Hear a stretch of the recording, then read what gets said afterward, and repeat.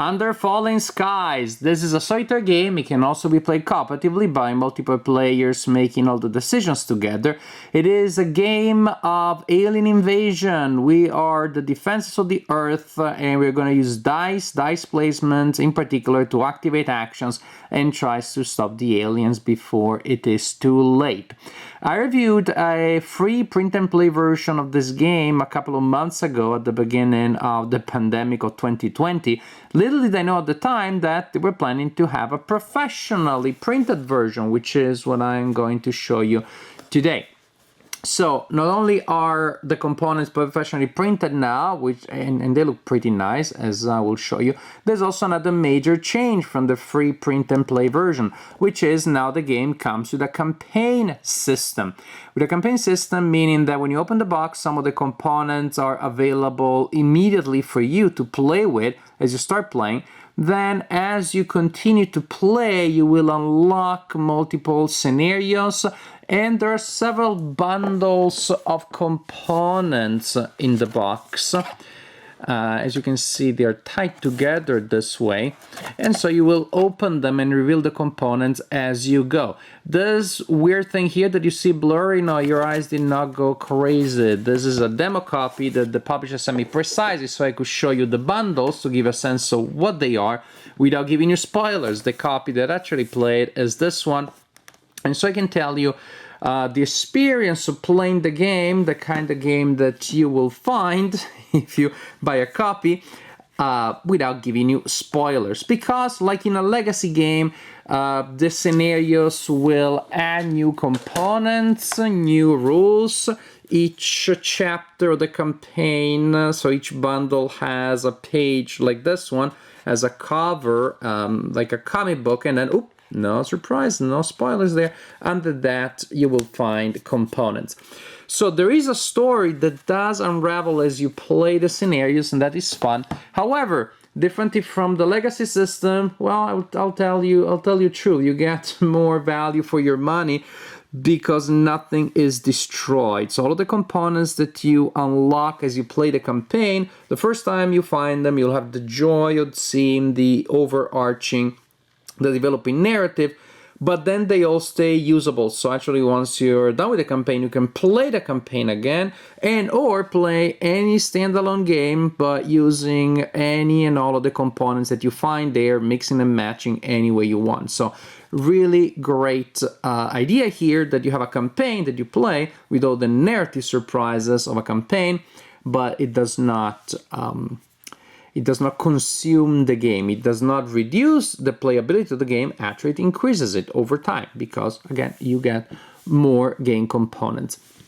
Now, so here in this review, I'm not going to give you any spoilers. I'm simply going to tell you about what you find in the box as you open the box, and that's about it. I'm not gonna tell you anything else. What I tell in this video is what you find in the box when you open it before you start the campaign, and what you see in the rule book, again, at the beginning of the campaign. So no spoilers there.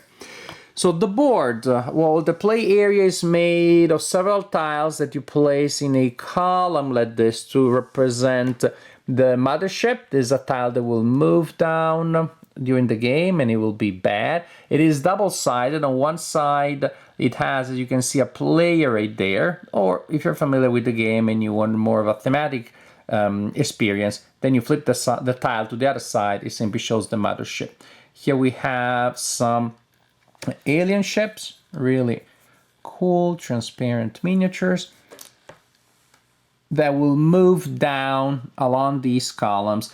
We have different tiles representing the sky. Each tile is double-sided. You have a regular side and then a tougher side. So by changing the number of tiles that you have facing this side or this side, you're going to adjust the difficulty. And at the bottom here, going down, then you have first a tile representing the city or the location in the case that you're trying to protect. You have Roswell, and that has no special effects. And again, as you open the box at the beginning of the campaign, you also have New York and Washington, D.C. that give you different effects. And then you have your base, which is represented by two tiles representing rooms that you will activate as the game progresses.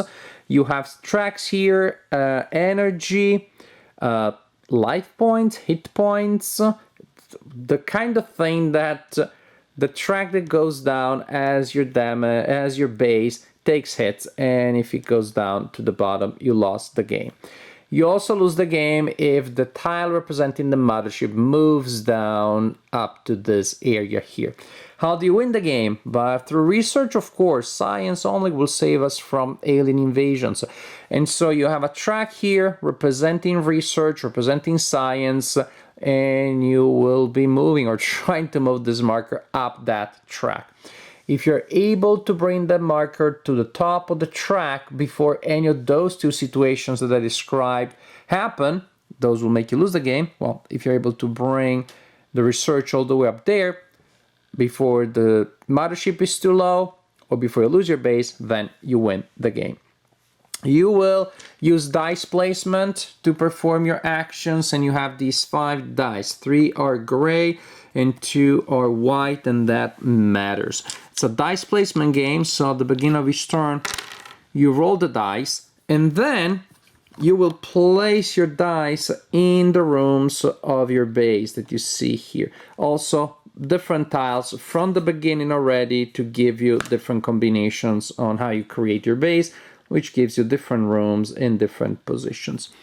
The base starts only partially excavated. There's an excavator here. All rooms above it or behind it in this snaking track here are available to you. They've already been excavated. If you want more rooms available in your base, you need to move the excavator down. You need to excavate them, but there's a symbol there that tells you where it starts. So we have our dice here. The general idea is that we're going to place the dice in available rooms in our base. Each turn you can place 1 die in front of the excavator in rooms that are not excavated yet, as long as the number of spaces from the excavator is not higher than the number of pips that you have there. So that 3, I could place it in 1 space in front of the excavator, or 2 or 3, I could not legally place it there. So 1 die in front of the excavator per turn. Other than that, the other dice must be placed in rooms that are available already. And there are 5 dice, 5 columns, only 1 die per column. So it's a really interesting puzzle here. If I want to place a die there, then I cannot use that room. I have to do something else. These are also playable rooms. When you place a die, a white die, you will re-roll the remaining dice, which sometimes is something you want to do and sometimes something you're stuck doing. That means that each turn after initial roll, you will re-roll the dice at least once. Once in case the last die that you place is white, twice if you place the white dice not as your last one. This is how you set up your room. However, your rooms. However, here is the rub. Every time you place a die, you immediately, I should have done it earlier, but I wanted to explain this space. When you put down a die, you immediately move all enemy ships in the corresponding column by that number of spaces. Remember that I placed a 2 there, so I moved this one 1, 2 spaces. If it lands in an empty space, that's just it. Nothing happens. If it lands in a space with a symbol, different things will happen. And this other column here have a 3, for example, and we go up here and we do 1, 2, 3, again, no effect. This column here as a 1, I place it, however, in these rooms here that don't do anything other than simply reducing the number of pips on the die by 1. So actually in this column I have a 0, so the ships there do not move. This you put them there when there's nothing else that you can do, and then you don't want them to move down so much. Because usually having high numbers is good. However, that also means that the ships on top of the high numbers go faster. There are the cases where you want to manipulate how much they move. You don't do any action with that die, but you want to manipulate how much they move to make them end on specific places. And here we have a 4, and here we have a 5. And so we go 1, 2, 3, 4. 1, 2, 3, 4, 5. I encountered that symbol, then what it does is I switch column. So next time I place a die down here, both of those will move. Other symbols, if a starship lands on that symbol there, the mothership, then the mothership moves down by a column. Again, these are the symbols here will make it move. If it ends in a space, if they end in a space with that explosion and a number there, nothing happens yet, but it means that they may be destroyed later when I finally activate my rooms. So after I placed all the dice and moved all the ships, but remember, you need to move a ship every time right after you place the die, slightly different from what I showed you here. Then you resolve these actions. Dice that were placed here do absolutely nothing. The die that was in front of the excavator moves the excavator up to that space. If, however, you spend an energy, as reminded by that symbol there. And here the energy, so we spend that energy. These rooms may have a symbol that indicates to activate that room, I need to spend that much energy. They may alter the value in there, so actually it's 2 minus 1. That room counts as if I had a 1 there. This room here produces energy, but the 2 dice are at minus 3, so actually only produce 1 and 2 energy respectively. This one, so what do they do though? This one allows you to destroy all enemies on the board that are on explosion spaces with a value equal to or lower than the value that you placed here. So if I have a 5 there, ignore that one. If I have a 5 there, a value of 5, I get to destroy all ships there on the board that are on spaces with value of 5 or less. In this case, that was quite the harvest, wasn't it? And then I place them back on the mothership. They will respawn at the end of the turn, trying to get first in columns that have no enemy starships, and then in columns, if that's not possible, that have the lowest enemy starships. So that's for attacking. This kind of room here, it's a research room. By spending energy, I get to move the research token up that track up to the value indicated there. Suppose I just produced 5 points of research. Well, that's just pretty good because the next space there that I want to go to is a 5. Suppose that I have produced a 7 in research from where I was. To move there on the space marked number 5, I use 5 of those. I had 7, right? So I have 1 more, and I can go up 1 space. I have 1 more research, but it's not enough to reach the next space. So research doesn't tell you how many spaces you move, but how many points of this cost you can pay for. What else do we have? We have, again, rooms that produce energy, because the energy is depleted, as you can see. And then rooms that produce robots. A die that is placed there after you pay the energy cost will produce a blue die with the same value, and that becomes a robot that you can place in a room. It's basically an extra die.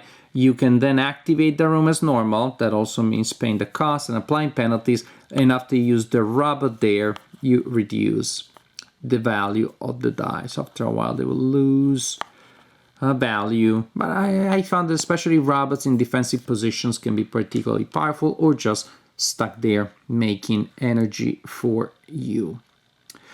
After you have activated all of your rooms, then the mothership will move down by 1 column and will activate the effect indicated by the arrow after next to the space where it lands. And so, for example, I would move my excavator back by 2 spaces. Next turn, suppose it moves there. Then it adds one of these other enemy ships, white ship that is attacking, and so on and so forth. The enemy fighters, you may remember, they're moved down by the value of the dice that you place, possibly also by the game effects. When they reach here, the lowest space in the sky, and they would move again, then you can put them there. You can do a noise like pew, pew, pew, don't have to. Then you put it back there again to be respawned, but what that does also, it inflicts 1 point on damage on your base. And that's how they damage the base, simply by reaching the lowest space of the sky and coming down here and doing their strafing attack. So this is in essence how you play Under Falling Skies. You start your turn by rolling your dice, place your dice. As you place them, planning your actions, these guys here will also move down, which may trigger other effects. Then you activate your rooms, producing energy, launching attacks, conducting research, creating robots, and then the mothership moves, creates effects. You respawn the fighters that were sitting there because they're being created by game effects or because you destroyed them in earlier turns. And you continue like this until either you have accumulated enough research to win, or the mothership is low enough to destroy you, or your base is destroyed. Under Falling Skies was already a good game when I played it as a free print and play in the vaguely sad version that I built. I've never been a good builder of print and play games, but it was a way for me to get access to the design, and I really enjoyed it. And gameplay, in that sense, the basic gameplay is exactly the same. If you didn't like that game, then this version here is not gonna convince you. But if you liked it, then you definitely want to take a look at this one, because the game is still the one that you liked from before, now with a lot more options added in. If you never played the game, it's a really nice, interesting puzzle because you have a lot of decisions. You're only placing 5 dice, but there's so much going on there that is really going to give your brain a nice workout, because you're going to have at least one re-roll. Even if you like your initial roll perfectly, you have to take that into account. And then you're going to try to place as many gray dice as you can, because when you place a white one, that may mess up those rolls that you like. Or your initial roll you really don't like, then you want to place a white one as soon as possible. But maybe also those you don't like very much, that number on those white ones is not exactly what you wanted. You place a die, and then you have the problem that anything in that column is blocked. And so as you place dice, you're narrowing down your options, and you need to figure out how to handle that. Of course, there is the factor of placing a certain number in a certain column will cause the enemy fighters to move down. And I'm taking that also into account, because if I could just stop them on a certain explosion icon, and then I can put another die there that causes an attack, but by triggering that attack, now that ship goes in a place that I really don't want it. So a lot going on. It's simply 5 dice that you place, but you have to take into account the rerolls, the options that you are closing to yourself by placing certain dice, the movement of the fighters, and of course what you're gonna do with those actions. That's pretty important, because you're gonna do a lot of research, or you're gonna do a lot of fighting. Oh no, but I don't have the energy to do so. I love this little puzzle so much, and it's really not easy to win. And if you start finding it too easy, then you start using the nasty side of those skyboards, and then oh gosh, so tough. So it's a nice solid puzzle. It has been turned into an even more interesting experience, and one with immense replay value by all of the components that you unlock as you play the campaign.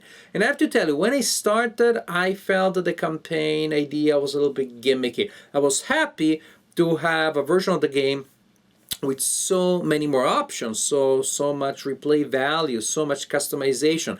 I cannot tell you what you find in there, but you find a lot of stuff that you can add to the game, and you don't have to add it every time. You have a lot more than you can possibly use in a single game, which means that really huge customization. I'm gonna use this and that this game. Next game, this other thing, that other thing, maybe that other thing, but in a different way. Huge replay value. The game becomes a range of possibilities, a galaxy of possibilities. And again, I thought, but what is the point of the campaign? Because, you know, they could just given me, here's the base game, which has 12 of that thing instead of 2. And yet, as I played the campaign, I saw value in presenting those extra components in installments with those little comic books that give you the story. There's more narrative material in these components that you unlock and that therefore I cannot mention. So I was pleasantly surprised that the campaign, you're going to enjoy those plot twists only once, but actually that was fun. The groups of components that are unlocked as you play do create a story, do create a narrative. There are some plot twists, things do change. The challenge increases as ideally after you play 6, 7, 8 times. You become a little more proficient, and then the challenge increases accordingly. And again, remember, if it becomes too easy, there are always so many ways of making this game just a little more murderous than it was the previous game. So I'm actually very, very pleased. The material production is very nice with those transparent ships, with those thick tiles, nice colorful art. The stuff that you find later, also very interesting and very cool. The flavor elements to flesh out the story, very pleasant. So the production is very nice. The gameplay is solid. Used to be solid, still is. The enhancements that you have with all of those extra components that you can use to replace the basic stuff, to change things around, it really becomes almost like a set of games. Or you can think of this not just as a game with a campaign, but with a game that comes with 5, 6 expansions. I mean, you have that much value, that play value, as you would have when in other games, after you get the base game, you get 4 or 5 or 6 expansions. It's that there's that much play value in there, so much gameplay variety. And the campaign, again, after I played through the campaign, it felt like there was an actual story there. It wasn't, say, a gimmicky. Maybe it's less tragic and dramatic than in a legacy game because you destroy the stuff, but then the value here is that you haven't destroyed anything. Now you really have a nice... You know what, those like big box, Carcassonne, big box, Shogun, big box, and so on and so forth. It almost feels like one of those just in a physically smaller box, but that's the idea. You have a game and you have a ton of expansions that are also presented as a campaign. So generally speaking, I'm very, very happy with Under Falling Skies, the professional edition. I like the free print and play, but this is a whole new level. Really high quality for production and gameplay. I'm very, very, very, very pleased with this game.